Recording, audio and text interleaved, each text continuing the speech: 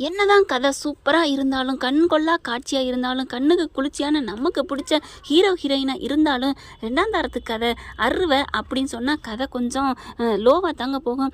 அதனால தான் என்னமோ தெரியல, மகாநதி இந்த வாரம் பார்த்தீங்கன்னா பாயிண்ட் எல்லாத்துலேயுமே அர்பன் ஸ்டோர்லேயும் சரி, அர்பன்லேயும் சரி, எல்லாத்துலேயுமே கம்மி தாங்க எடுத்துருக்குறாங்க டிஆர்பியில். போன வாரம் 4.50 அப்படின்னு எடுத்திருந்தாங்க. இந்த வாரம் 4.09 எடுத்துருக்குறாங்க.